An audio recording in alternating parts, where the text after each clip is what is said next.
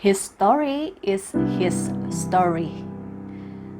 Mari kita simak bagian firman Tuhan yang terdapat di dalam Matius 1 ayat yang pertama hingga dengan 17.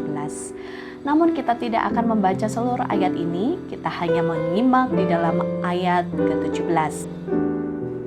Jadi seluruhnya ada 14 keturunan dari Abraham sampai Daud, 14 keturunan dari Daud sampai pembuangan ke Babel, dan 14 keturunan dari pembuangan ke Babel sampai Kristus.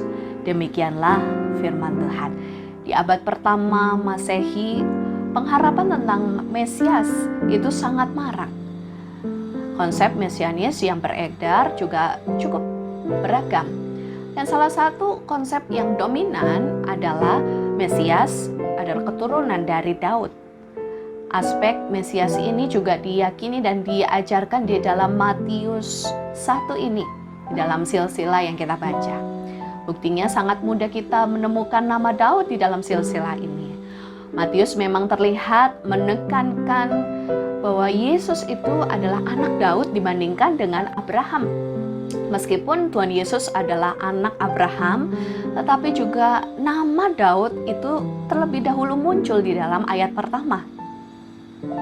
Lalu di dalam daftar nama di dalam ayat 2 sampai dengan 16, nama Daud itu muncul beberapa kali.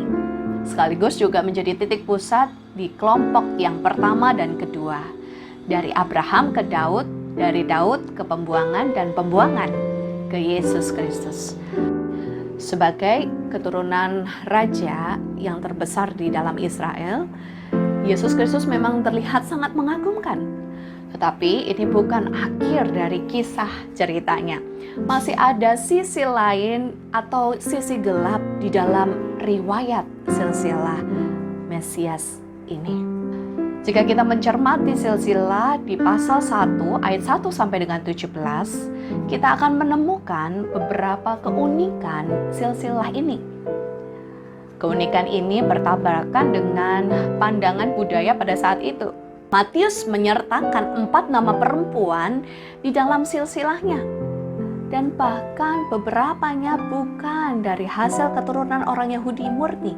Dan bahkan memiliki catatan sisi gelap sebagai seorang perempuan. Siapa mereka? Ada Tamar dan Rahab, orang Kanaan. Ada Ruth, orang Moab. Dan istri Uria, Betsheba, orang Het.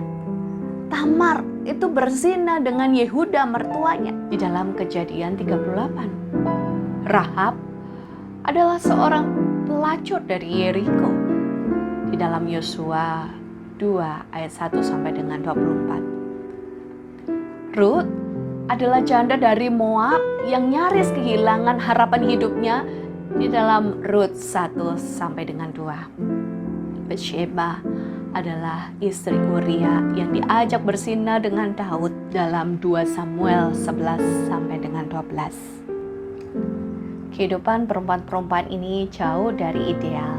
Di mata orang-orang Israel, seorang pelacur, seorang janda, seorang yang berdosa itu tidak mendapatkan tempat terhormat. Inilah keturunan Sang Mesias itu. Jauh dari kata sempurna, ada hal-hal yang pahit, ada yang penuh dosa. Jika seorang boleh memilih nenek moyangnya sendiri, ia pasti akan memilih nama-nama yang jauh dari kesan negatif. Dan mungkin Matius menyertakan nama-nama ini itu berkaitan dengan keselamatan yang dibawa oleh Yesus Kristus. Allah melibatkan semua orang yang tidak sempurna itu untuk menyatakan kasih Allah melalui hadirnya Sang Mesias. Lalu bagaimana dengan kita? Bukankah kita adalah orang-orang yang juga diciptakan spesial, unik, dan berharga di mata Tuhan? Mungkin ada di antara kita yang berasal dari keluarga yang tidak bahagia, memiliki masa lalu yang pilu, peristiwa yang traumatis yang sulit dilupakan. Dan mungkin ada kesalahan-kesalahan fatal yang mengganggu pikiran kita saat ini. Tetapi biarlah di dalam momen Natal kali ini kita bisa mengingat dan bisa merengkuh semua itu. Biarlah kehancuran dan kehinaan kita bisa menjadi sarana kemuliaan Allah. Melalui kelemahan kita, orang lain bisa melihat kekuatan Allah yang selalu mendorong kita untuk bisa berkarya bagi Sang Mesias yang lahir di dalam kehidupan kita. Amin. Kiranya Tuhan memberkati setiap kita.